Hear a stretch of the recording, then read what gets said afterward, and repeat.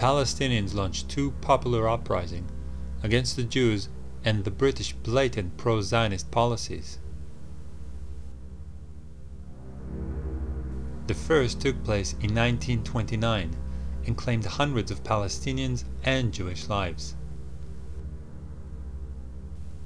The second, in 1936, was practically a small-scale war between the Palestinians and the British,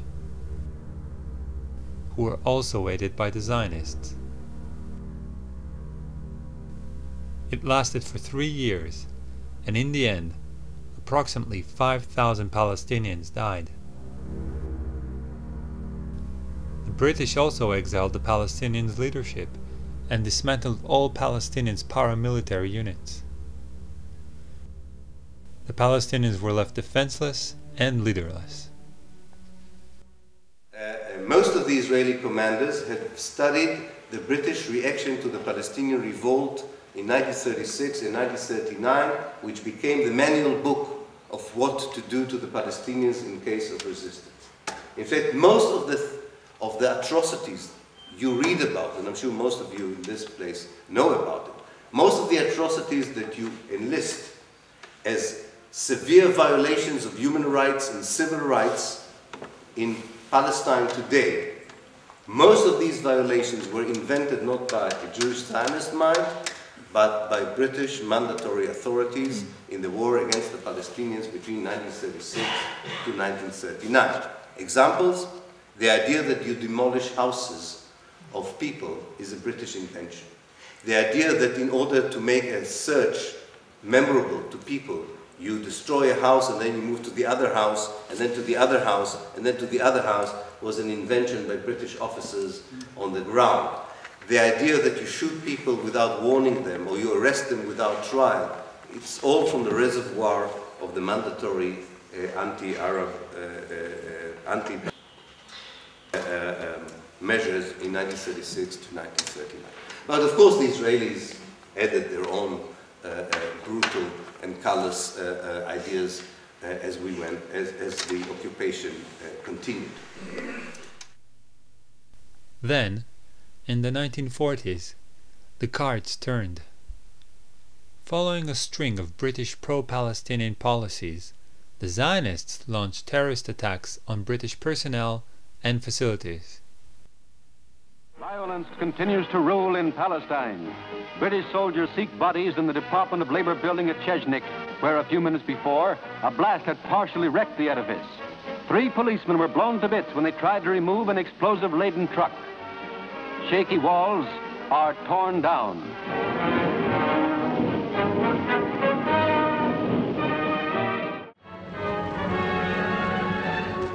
After a bomb explosion caused by terrorists on the British headquarters at Jerusalem, one entire corner of the King David Hotel, a building of 7 stories, was razed to the ground.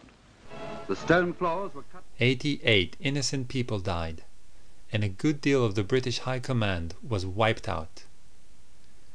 Their goal was to drive the British out of Palestine. The mastermind of the King David bombing was Menachem Begin. He would become Israel's Prime Minister.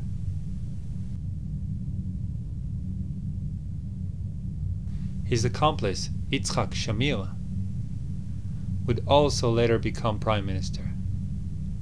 The pattern of terrorists, or, in other words, brutal military leaders transforming into top politicians, is very common in Israeli politics.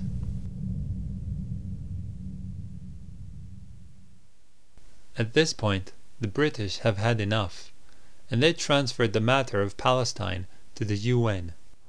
The United Nations sent a committee to evaluate this in the summer of '47, and they recommended partition.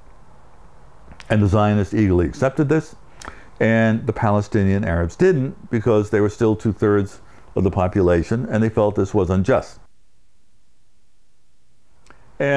But nonetheless, this partition, which was approved in the UN after Thanksgiving in 1947, officially recognized 2 states.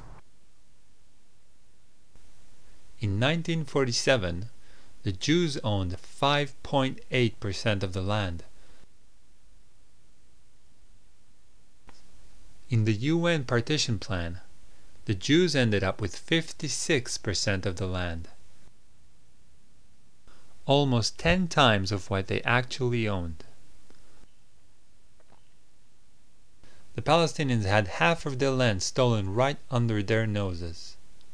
Their population was split into two, half of it living in the Zionist state as a minority. Even in the borders of the Jewish state, the Jews owned only 11% of the land. The United States? Yes. Yugoslavia? Abstain. The resolution of the Dutch Committee for Palestine was adopted by 33 votes, 13 against, 10 abstentions. Why would the UN be so blatantly pro-Zionist? Do not underestimate the power of guilt. Anyone heard of the Holocaust? The UN sought to compensate the Jews over the deaths of 6 million Jews in World War II.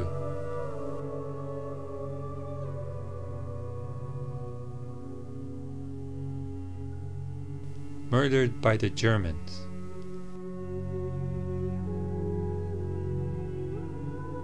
And they decided that the Palestinians should pay for it.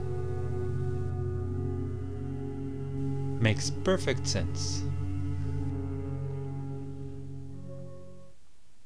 However, this amount of land, more than half of Palestine, was still not enough for the Zionists.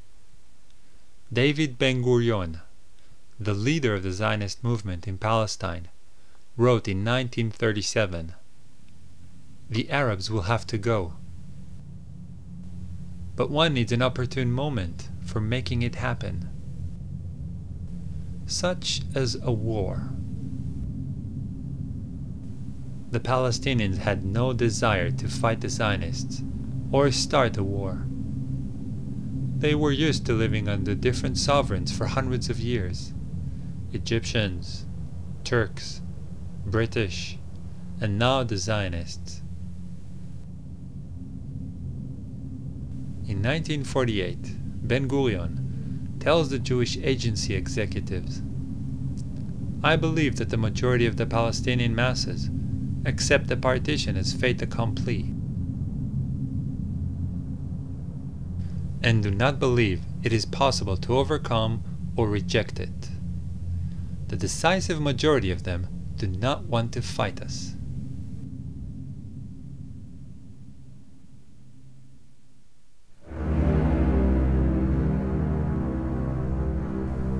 Towards the end of 1947, the Zionist leadership came together and drew Plan Dalet.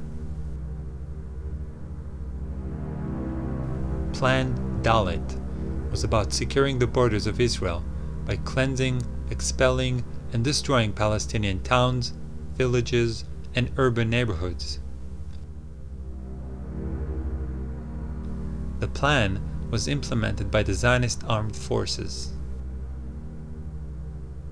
And finally, in March, they began a push to ensure their control of areas that would become Israel under the partition. And as that happened, you began to get many more Palestinian Arabs fleeing, particularly after a massacre at a place called Deir Yassin, although people now think it was probably somewhat over 100, but not 200. But Begin and the Irgun and the Stern gang, Yitzhak Shamir was part of that. There was a combined attack in this Palestinian village that massacred many people. And the Palestinians did carry out a retaliatory raid, killing about 70 Jewish doctors on the road to Jerusalem shortly thereafter. But after that, you had mobile radio bans that Begin put into play, threatening more Deir Yassins if the Arabs didn't flee. In other words, you'll be massacred just like Deir Yassin. So it became part of the propaganda.